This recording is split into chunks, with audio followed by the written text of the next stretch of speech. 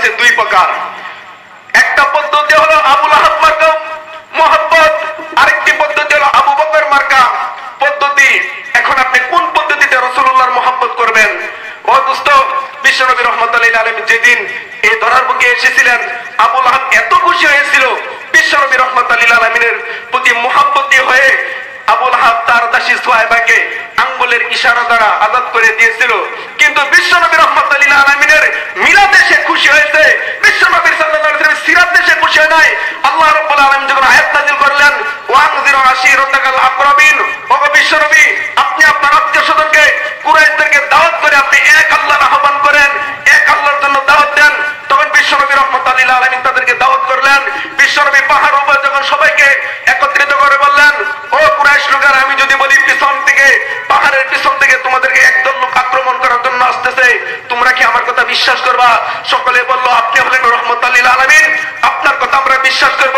আল্লাহর নবী বলেন, তাহলে তোমরা এক আল্লাহর একত্ববাদকে মেনে নাও, আল্লাহ রাব্বুল আলামিন ওই জাহান্নাম থেকে আল্লাহ পাক তোমাদেরকে রক্ষা করবেন। তখন আবুল আহাব বলেছিল, আলি হাদা জামাতানা তাব্বান লাকা আলি হাদা জামাতানা, ও মুহাম্মদ তুমি কি আমাদেরকে এই জন্য দাওয়াত করেছো? ও দোস্ত, বিশ্বনবীর মিলাদ পালন করতে গিয়া যে লোকটা খুশির ছুটে দাসী আজাদ করে দিল, বিশ্বনবী যখন তাকে সিরাত পালন করার জন্য বললো, তখন সে বিশ্বনবীকে বদদুয়া করেছে। আল্লাহ রাব্বুল আলামিন বলেন, ও বিশ্বনবী আপনাকে যারা বদদুয়া করে আমি আল্লাহ বরদাস্ত করতে পারি না। আল্লাহ রাব্বুল আলামিন সাথে সাথে সূরা লাহাব নাযিল করে আল্লাহ পাক জানিয়ে দিয়েছেন, তাব্বাত ইয়াদা আবি লাহাবি ওয়া তাব, আবু লাহাবের সবকিছু ধ্বংস, দুরহাত ধ্বংস। ও দোস্ত, আল্লাহর রাসূল সাল্লাল্লাহু আলাইহি সাল্লামের মিলাদকে ভালোবেসেছিল। আজকে তো আমাদের দেশের ভিতরে অনেক মিলাদ মাহফিল পালনকারী আছে যারা এই 12 রবিউল আউয়াল আসলে জোশনে জলসে ঈদে মিলাদুন নবী পালন করে, কিন্তু সারা বছর নামাজের নামে খবর নাই, রোজার নামে খবর নাই, হালাল হারামের নামে খবর নাই, সুদ খাইতেছে, ঘুষ খাইতেছে, এমন কোন আকাম কুকাম নাই সমাজের ভিতরে চলে যেতেছে। কিন্তু 12 রবিউল আউয়াল আসলে তারা নবীর নামে স্লোগান দিয়ে নবীর আশিকে রাসূল থাকতে চায়। এরা আসলে আশিকে রাসূল না, এরা হলো আশিকে বেঈমান, এরা হলো বাটপার সিটার, এরা মুনাফিক বন্ড ছাড়া আর কোনো কিছু নাই। ধরে কোন ঠিক কিনা? ও দোস্ত, এজন্য নবীকে যদি ভালোবাসতে হয় সাহাবীদের পদ্ধতিতে ভালোবাসতে হবে। ও দোস্ত, সাহাবীদের ভালোবাসা কেমন ছিল? আবু বকর সিদ্দিককে নিয়ে আল্লাহর রাসূল সাল্লাল্লাহু আলাইহি সাল্লাম যখন পাহাড়িয়া গর্তের ভিতরে আল্লাহর নবী যখন অবস্থান করেছিল কুরাইশদের দাওয়াত থেকে বাঁচার জন্য, আবু বকরের পায়ের মধ্যে সাপে ছোবল দিয়েছে, আবু বকরের কোলে বিশ্বনবী ঘুমিয়ে আছে। আবু বকর বিশ্বনবীকে জাগাইতে চায় নাই, আবু বকর কাঁদতেছে। আবু বকরের চোখের পানি যখন বিশ্বনবীর মুখ মোবারকের উপর পড়ছে, আল্লাহর পয়গম্বর জাগ্রত হয়ে গেছে, ডাকতে বলেন, আবু বকর তোমার কি বাড়ির কথা স্মরণ হয়ে গেছে এই জন্য তুমি কাঁদছো? আবু বকর বলে, ইয়া রাসূলুল্লাহ বাড়ির কথা স্মরণ হয় নাই, ওগো নবীজি এই পাহাড়িয়া গর্তের ভিতরে একটি বিষধর সাপ আমাকে ধ্বংস করেছে, এই ধ্বংসের ছুটে ব্যথার কারণে আমি কাঁদতেছি। আল্লাহর পয়গম্বর ডাকতে বলেন, আবু বকর তুমি কি আমাকে জাগাইতে পারলা না? আবু বকর সিদ্দিক ডাকতে বলছেন, ও পৃথিবীর মানুষেরা, স্বর্ণের অক্ষরে লেখে লেখার মতন একটা কথা আবু বকর সিদ্দিক ওই সময় বলেছিলেন, ওগো নবীজি এই বিশ্বের কারণে সাপ তো আমার পায়ের মধ্যে সবল দিয়েছে, এই সাপ যদি আমি আবু বকরের কলিজার মধ্যে সবল দিত, তারপর আমি বিশ্বনবী রাহমাতুল লিল আলামিনকে ঘুম থেকে জাগাইতে আমার সাহস হইতো না। মোহাব্বত কাকে বলে? ও দোস্ত, হাদিসের পাতা খুলুন, ইতিহাসের পাতা উল্টান। বদরের যুদ্ধের 6 মাস পরে আবু বকর সিদ্দিক তার সন্তান আব্দুর রহমানকে নিয়ে এক প্লেটের ভিতরে খানা খাইতেছিল।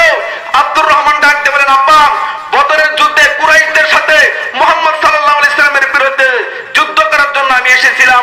ওগো আব্বা, ওই জিহাদের ময়দানে, ওই যুদ্ধের ময়দানে আমি আপনাকে দেখেছিলাম। ওই সময় যদি আমি আপনাকে কতল করতাম তাহলে তো আজকে বাবা ছেলে এই মুহাব্বতের সাথে খানা খাইতে পারতাম না। আমি আপনাকে দেখার পরেও আমি এড়িয়ে গিয়েছি। আবু বকর সিদ্দিক ডাক দিয়ে বলেন, ওরে আব্দুর রহমান, এই বদরের ময়দানে তুই তোর বাবাকে পাওয়ার পরে তুই ছেড়ে দিয়েছিস, কিন্তু একটা কথা কান খারাপ করে শুনে রাখ, বদরের ময়দানে আমি আবু বকর আমি যদি তোকে যদি পাইতাম তাহলে যেই জায়গার ভিতরে আল্লাহ এবং তার রাসূলের বিরুদ্ধে যুদ্ধ করার জন্য এসেছিস, আমি আবু বকর আমার তরবারে দিয়া তোর দেহ থেকে তোর গর্দনকে উড়াই দিতাম। ও দোস্ত, সাহাবীদের মুহাব্বত কাকে বলে? সাহাবীদের মুহাব্বত কাকে বলে?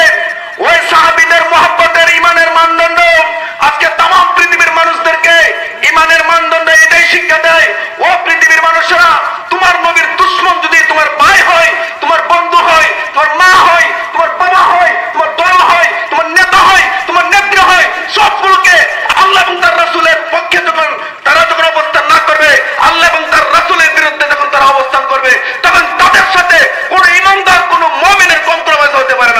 ঠিক কিনা? এজন্য আমরা মুমিন হিসেবে সাহাবীওয়ালা যে পদ্ধতি আছে এই পদ্ধতিকে আমাদেরকে গ্রহণ করতে হবে। এই পদ্ধতি যদি আমরা গ্রহণ না করি তাহলে ও দোস্ত আখিরাতেও আমরা ঠিকে যাব, দুনিয়াতেও আমাদের অবস্থা বেশি ভালো হবে না। সর্বশেষ কথা যেটা বলতেছিলাম, আমাদের দেশের ভিতরে জুলসে ঈদে মিলাদুন নবী পালন করা হয়। ও দোস্ত, আল্লাহর নবী বিশ্ব নবী রাহমাতুল লিল আলামিন উম্মতের জন্য রেখে গেছেন দুইটা ঈদ।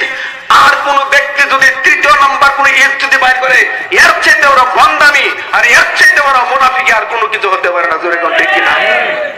এই জন্য সাহাবীওয়ালা আদর্শ ব্যতীত কোন ব্যক্তি যদি নবীকে অতিরিক্ত মহব্বত দেখাতে চায়, আপনি বুঝবেন এটা মহব্বতের নামে ভন্ডামি আর মুনাফিকি ছাড়া কোনো কিছু না। জোরে কোন ঠিক কিনা? ও দোস্ত, সর্বশেষ কথা হলো এই আমরা যে দিনে আজকে আমরা উপনীত হয়েছি, আসলে তো 12ই রবিউল আউয়াল নবী করিম সাল্লাল্লাহু আলাইহি ওয়াসাল্লাম এই ধরার বুক থেকে চলে গেছেন, এই কথাটা কিন্তু 100% সঠিক। কিন্তু 12ই রবিউল আউয়াল যে বিশ্বনবী দুনিয়াতে আসছেন, এর কোনো সঠিক ব্যাখ্যা, এর কোনো সঠিক তারিখ কোনো বাবার ছেলে, কোনো বাবার সন্তান কোনো হাদিসের কিতাবে দেখাইতে পারবে না। কেউ কেউ বলছেন 8 তারিখ, কেউ কেউ বলছেন 9 তারিখ, কেউ বলছেন 12 তারিখ। ঐতিহাসিকগণ 8 তারিখ 9 তারিখকে বেশি প্রাধান্য দিয়েছেন। কিন্তু আমাদের দেশের ভিতরে কিছু মিষ্টি ঘুরের দল আছে যারা এশকে রাসূল দেখাতে গিয়া, অতিরিক্ত ভালোবাসা দেখাইতে গিয়া যারা ঈদে জুলসে ঈদে মিলাদুন নবী পালন করে। ও দোস্ত, বুঝলাম কিছুক্ষণের জন্য মেনে নিলাম এই দিনে নবী করিম সাল্লাল্লাহু আলাইহি ওয়াসাল্লাম ধরার বুকে এসেছিলেন, কিন্তু আমাদের নবীদের মৃত্যুর তারিখটা কোন দিন? 12ই রবিউল আউয়াল। কয় তারিখ? 12ই রবিউল আউয়াল। তাহলে নবী করিম সাল্লাল্লাহু আলাইহি ওয়াসাল্লাম যেদিন দুনিয়া থেকে চলে গেছেন, ওই সময় কি সাহাবায়ে কেরাম এই দিনটাকে যে বিশ্ব নবীর আগমন উপলক্ষে না চলে যাওয়া উপলক্ষে কোনো মিষ্টি বিতরণের অনুষ্ঠান করেছেন? 3 যুগের ভিতরে কোনো এক যুগ কোনো বাবার সন্তান প্রমাণ দেখাতে পারবে না। ও দোস্ত, বুখারীর হাদিস খুলেন, আপনি দেখেন নবী করিম সাল্লাল্লাহু আলাইহি ওয়াসাল্লাম যখন এই ধরার বুক থেকে চলে গেছিল, ওমরের মতন ব্যক্তি, ওমরের চাইতে কি আমরা বিশ্ব নবীকে বেশি ভালোবাসি? তাহলে উনি তো কোনোদিন জুলসে জুলুস পালন করেন নাই। ওমর রাদিয়াল্লাহু আনহু পাগলের মতন হয়ে গেছে।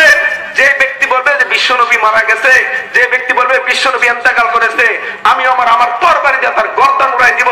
ও দোস্ত, যেই জায়গার ভিতরে ওমর পাগলের মতন হয়ে গেছে, আজকে আমি আর আপনি কোন আশিকে রাসূল আজকে মিষ্টি আর জিলাপি বিতরণ করে আমরা ঈদে জুলসে ঈদে মিলাদুন নবী আমরা উদযাপন করি, এর চেয়ে বাটপারি আর ভন্ডামি মুনাফিক আর হতে পারে না। জোরে কোন ঠিক কিনা?